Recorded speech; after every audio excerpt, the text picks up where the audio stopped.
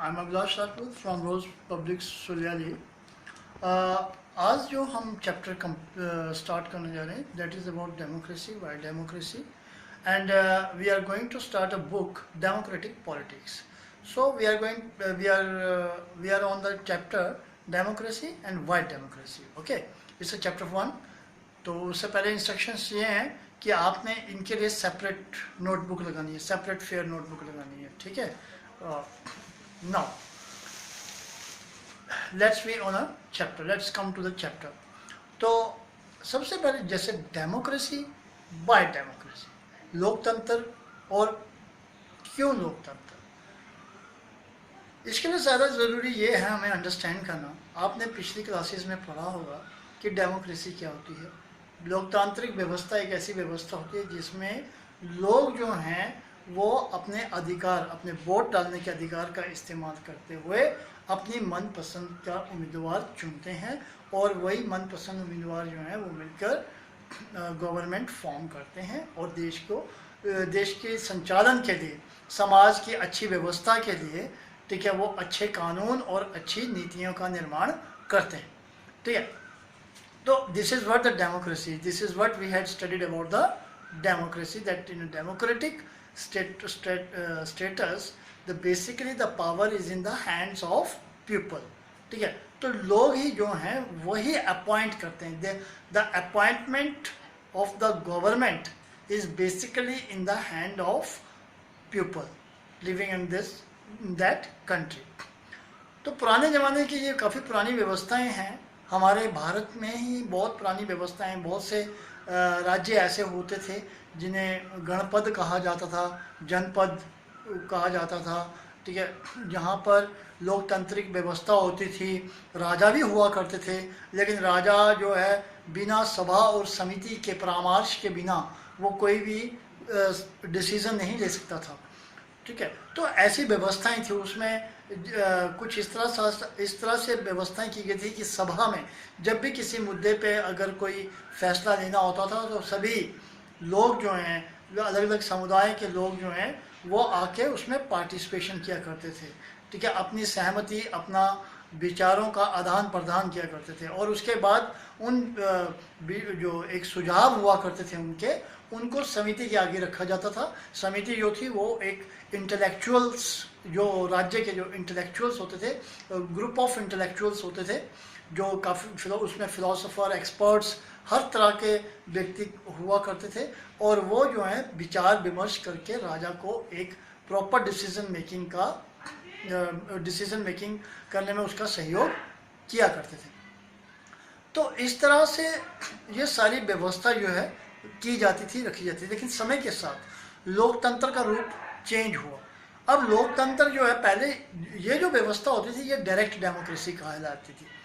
लेकिन आज जो व्यवस्था है डेमोक्रेसी में, ठीक है, the type of democracy that is prevalent in our present time, ठीक है, इसे हम इनडायरेक्ट डेमोक्रेसी कहते हैं. ठीक है. तो वो इसलिए क्योंकि आज के टाइम में पॉपुलेशन का साइज काफ़ी बड़ा हो गया. ठीक है. जो नेशंस की जोग्राफिकल बाउंड्रीज हैं वो काफ़ी वास्ट हो चुकी हैं. तो इस हिसाब से एक डायरेक्ट पार्टिसिपेशन हर व्यक्ति की जो है वो पॉसिबल नहीं है. So for that purposes the areas are divided in different constituencies and the different representatives were chosen from that constituencies. ठीक है. And they are basically participation involvement, basically they got involved in the making of government. ठीक है, on the behalf of people. ठीक है. They took participation in the government affairs. ठीक है. They took participation in making new laws or in the making of welfare policies for the people living in their areas. They are also highlighting the demands and the needs of the people of the area from where he or she was elected by the people. ठीक है. तो ये इस तरह की व्यवस्था है. तो जो रिप्रेजेंटेड, जो कॉन्स्टिट्यूएंसीज के जो इलेक्टेड मेंबर्स होते हैं वो एक तरह के रिप्रेजेंटेटिव होते हैं. एक तरह से हमने उन्हें एक तरह से अपनी पावर ऑफ वोट डाल के हम एक उन्हें पावर ऑफ अटॉर्नी देते हैं कि in the behalf of us ठीक है, they are able to take any sort of decisions related to the welfare of the society.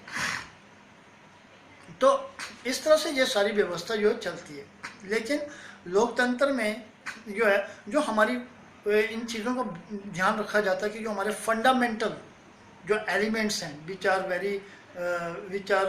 Very related to our cause of development, ठीक है, उनके साथ जो हमारे फंडामेंटल बेसिक्स होते हैं, जैसे हमारी इक्वालिटी है, ठीक है, हमारा एक वो पॉलिटिकल राइट्स हैं, हमारे इकोनॉमिकल अपलिफ्टमेंट्स के लिए जो व्यवस्थाएं चाहिए होती है, ठीक है, तो ये किसी भी तरह का इकोनॉमिकल और सोशल डिस्क्रिमिनेशंस जो है वो नहीं होना चाहिए। तो इस तरह से ये ऐसी व्यवस्थाएं जो है वो लोकतांत्रिक प्रशासन में की जाती हैं, रखी जाती हैं। तो ये कुछ ऐसे these are the some kind of set of principles that are basically being seen in the democratic structure, ठीक है। सो अब तक तो आपने शायद पिछली क्लासेस में भी ये डेमोक्रेसी के बारे में पढ़ा होगा। सो और डेमोक्रेसी में सबसे बड़ी बात यह है कि डेमोक्रेसी में आपको अपॉइंट करने के लिए it is not like that कि you are suppose to forced by any body of the government और any body of the national policies, ठीक है, through that you are not enforced to elect the certain member, ठीक है।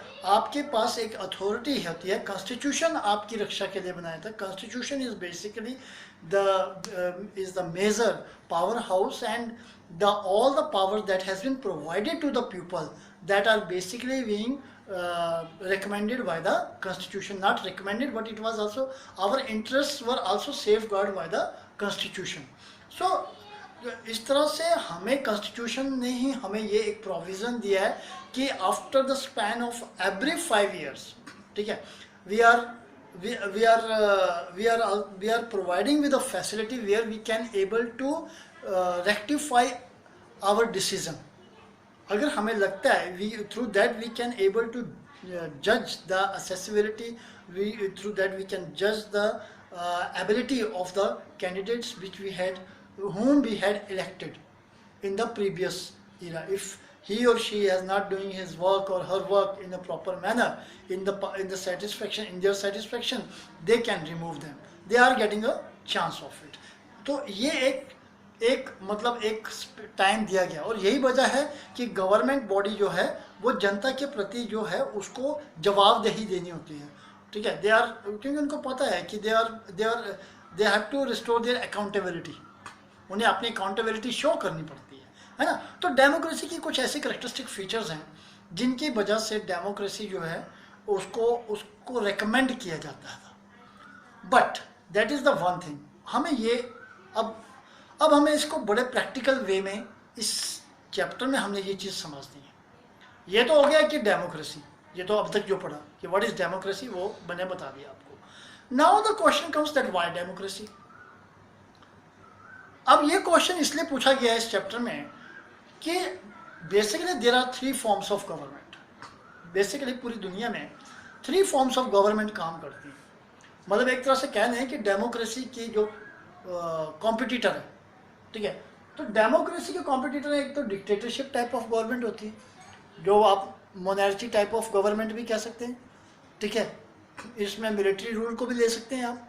मतलब यहाँ पे one man ruling होती है, ठीक है, a system in which basically the ruling is led by the one man participation, ठीक है, तो उसको हम डिक्टेटरशिप टाइप ऑफ गवर्नमेंट कहते हैं।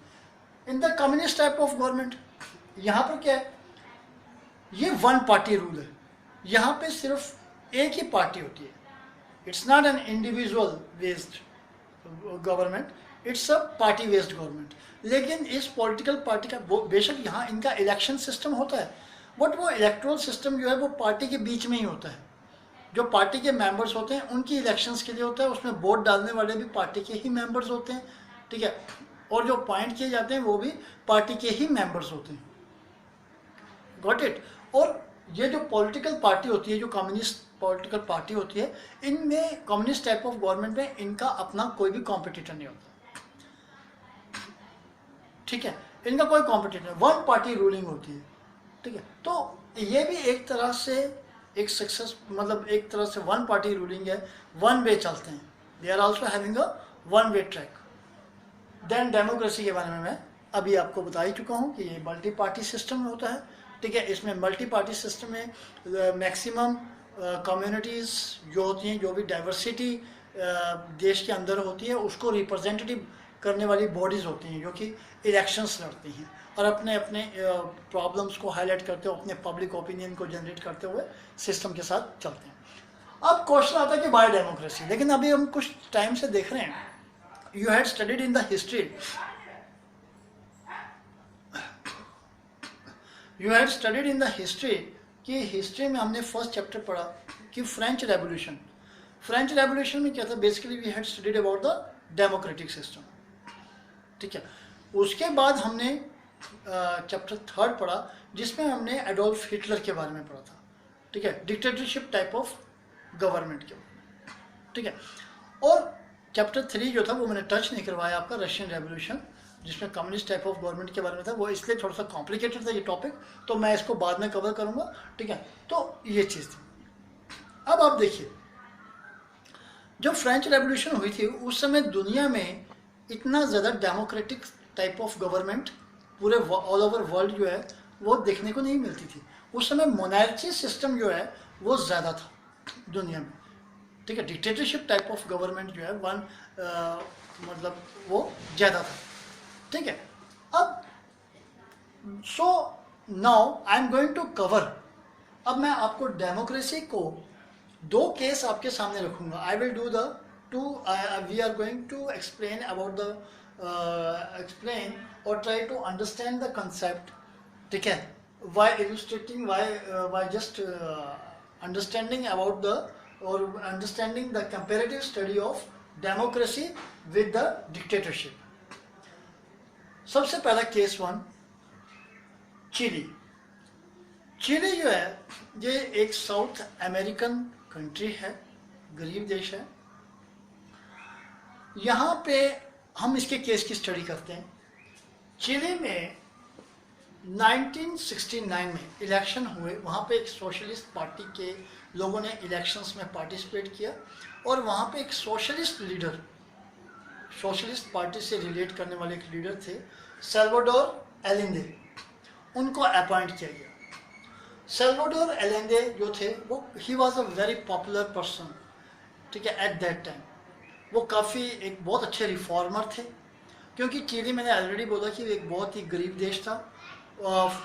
फॉरेन कंट्रीज़ जो थी, अमेरिकन कंट्रीज़ जो थी, ठीक है, यूरोपियन नेशंस, अमेरिकन नेशंस जो थे, उनकी नज़र जो थी चिली के कॉपर स्टोर्स जो थे उनके ऊपर थी, ठीक है। एक अच्छा स्टोर हाउस था चिली में कॉपर और ब्रॉन्ज का, तो उसके ऊपर नज़र थी। तो सभी ये जो डेवलप्ड नेशंस थे ये किसी न किसी तरह से चिली को अपने जाल में रखना चाहते थे, अपने कब्जे में रखना चाहते थे, अपने लिए फेवरेबल कंडीशंस क्रिएट कर रहे थे ये चिली में। तो चिली में जो था, इसीलिए वहाँ पे जो अमीर वर्ग था वो काफ़ी अमीर हो गया था और जो गरीब वर्ग था वो काफ़ी गरीब हो गया था। लेकिन सल्वाडोर एलेंदे के अपॉइंट होने के बाद he was recognized his he got an recognition of as a reformer of Chile। वो ऐसा इसलिए क्योंकि उन्हें एक सुधारक के रूप में जाना जाता है, क्योंकि he had provided free milk, उसने छोटे बच्चों के लिए फ्री मिल्क का बंदोबस्त किया, दूध की व्यवस्था की। इसके अलावा उसने चिली का जो एजुकेशन सिस्टम था उसको पूरी तरह से बदलाया, पुराने एजुकेशन सिस्टम को चेंज किया, ठीक है। उसने नया एजुकेशन सिस्टम लेकर आया, ठीक है। और क्योंकि उनका मानना था कि हमें अपने अवेलेबल ह्यूमन रिसोर्स को जो है कैपेबल बनाना चाहिए। तो उसके बाद उन्होंने जो चिली में जो लैंडलेस फार्मर्स थे, जो भूमिहीन किसान थे, उन्हें लैंड प्रोवाइड किया, ठीक है। तो इसके अलावा जो विदेशी कंपनियां थी उनको देश में आने पे उन्होंने बिल्कुल ही बैन लगा दिया, ठीक है। अब इससे क्या हो गया, सल्वाडोर एलेंदे की ये पॉलिसीज जो थी, इससे कुछ लोग जो हैं वो बहुत दुखी थे। जो पुअर सेक्शन था, majority of the people living over there are poor, ठीक, गरीब थे, वो बहुत खुश थे सल्वाडोर एलेंदे से। लेकिन जो अमीर वर्ग था चिली का, जो अपर क्लासेस थी, जो इंडस्ट्रियलिस्ट थे, उद्योगपति थे, वो सल्वाडोर एलेंडे से खुश नहीं थे, ठीक है। और साथ ही साथ जो विदेशी कंपनियां थी वो भी सल्वाडोर एलेंडे की पॉलिसी से खुश नहीं थी। उन्होंने क्या काम किया, दे हैज्ड अ कॉन्स्पिरेसी, उन्होंने एक षड्यंत्र रचा, और ये षड्यंत्र उन्होंने फौज के जनरल अगस्टो पैनोचेट, ठीक है, मेरठ राजा था, वो जो जनरल था, आर्मी जनरल था अगस्टो पैनोचेट, ठीक है। अगस्टो पैनोचेट के साथ मिलकर इन्होंने एक षड्यंत्र रचा, और इस षड्यंत्र में 1973 में 20 जनवरी 1973 को इन्होंने सल्वाडोर एलेंडे को जो है मौत के घाट उतार दिया, और एक तरह से पूरा जो एक वहाँ का जो डेमोक्रेटिक स्ट्रक्चर था, एक सोशल स्ट्रक्चर था चिली का, वो सारा का सारा उन्होंने कोलैप्स कर दिया, और चिली में अगस्टो पैनोचेट की रूलिंग आ गई, ठीक है। मतलब चिली में मिलिट्री रूल इस्टेब्लिश हो गया। अब चिली में मिलिट्री रूल इस्टेब्लिश होने के बाद क्या हुआ, ठीक है, अब फॉरेन कंपनीज जो थी they were allowed to get entered on to the trade, ठीक है, विद चिली। रिच जो थे उनकी उनको फेवर करने के लिए पॉलिसीज उसी तरह से फॉर्म की गई। पुअर सेक्शन जो था, पुअर पीपल्स जो थे, उनकी कंडीशन एज इट इज़ जैसी थी वैसी की वैसी रही। देश में न्यूज़पेपर्स, मीडिया जो था उसके ऊपर बैन लगा दिया गया, सख्त कानून बना दिए गए, ठीक है। लोगों को एक अपनी बात को एक्सप्रेस करने की कोई आज़ादी नहीं थी, ठीक है। जितना भी डेमोक्रेटिक स्ट्रक्चर से जुड़े हुए जो भी लोग थे, ठीक है, जो भी डेमोक्रेटिक सिस्टम से जुड़े हुए लोग थे, उन सभी को जो है जेलों में डाल दिया गया, उनके ऊपर मुकदमे चलाए गए, और देश में जो इलेक्ट्रल सिस्टम था वो बिल्कुल ही बंद कर दिया गया। लगभग अगस्टो पैनोचेट जो है वो 17 साल तक मतलब रूलिंग करते रहे चिली में। इस दौरान कोई भी इलेक्ट्रल सिस्टम कंडक्ट नहीं करवाया गया, और एक टाइम ऐसा आया कि due to some pressure, due to some democratic कुछ जो अपोजिशन पार्टीज थी, उनकी मीडिया में जो एक मीडिया का प्रेशर, एक इंटरनेशनल प्रेशर क्रिएट होने पे Augusto Pinochet got agreed to conduct referendum. Referendum एक ऐसी व्यवस्था होती है कि मतलब जब हम किसी स्थिति में, जब हम ऐसे कंफ्यूजन वाली कंडीशंस में पहुंचते हैं, तो हम वहाँ पे एक इलेक्शन सिस्टम रख देते हैं, किसी भी चीज़ का फैसला करना चुनाव करवा के। तो जब इंटरनेशनल मेजोरिटी का उसके ऊपर दबाव पड़ा कि चिली में जो एक अच्छे तरह से व्यवस्था नहीं रखी जा रही है, प्रॉपर एक सिस्टम नहीं है, तो उसने ये चीज़ इसको नकारने के लिए ही was agreed to conduct referendum, ठीक है। और जब रेफरेंडम हुआ, ही वॉज वेरी श्योर कि वो जीत जाएगा, लेकिन जब लोगों को वोट डालने का मौका मिला तो 99% पूरे चिली में जो सीट्स थी वो डेमोक्रेटिक, जो उस समय की अपोजिशन में डेमोक्रेटिक पार्टीज थी, डेमोक्रेटिक कैंडिडेट्स थे, उनके फेवर में गई, और अगस्टो पैनोचेट को सिर्फ एक सीट मिली, तो उसकी बहुत बुरी तरह से हार हुई। तो इसके बाद देश में दोबारा फिर से डेमोक्रेटिक स्ट्रक्चर सेटअप हो गया। Michelle Bachelet became a first women president of Chile, ठीक है। माइशेल बैचलेट जो थी वो पहली वुमेन प्रेसिडेंट इलेक्ट हुई थी, ठीक है। तो ये एक सिस्टम था। तो इसमें जो है डेमोक्रेटिक, अब आप ये मैं आपके ऊपर छोड़ता हूँ कि आप थोड़ा असेस करें कि लोगों ने डिक्टेटरशिप टाइप ऑफ गवर्नमेंट को 17 साल तक उन्होंने किस वजह से एक्सेप्ट नहीं किया होगा, क्यों उन्होंने दोबारा फिर से डेमोक्रेटिक फॉर्म ऑफ गवर्नमेंट को ही दोबारा, जब उन्हें अपॉर्चुनिटी मिली तो उन्होंने फिर से डेमोक्रेटिक फॉर्म के फेवर में ही क्यों वोट डाले। ये मैं आपके ऊपर छोड़ता हूँ कि आप इमेजिन करिए कि क्या क्या व्यवस्थाएं होती हैं डेमोक्रेसी की, ऐसी कौन कौन सी खूबियाँ होती हैं जिसकी वजह से उन्होंने ऐसा किया होगा, जहाँ ऐसा उनको फेवरेबल कंडीशंस नहीं मिली होगी। विद दिस, ठीक है, I wish you a very good luck, ठीक है, stay home, stay safe, thank you.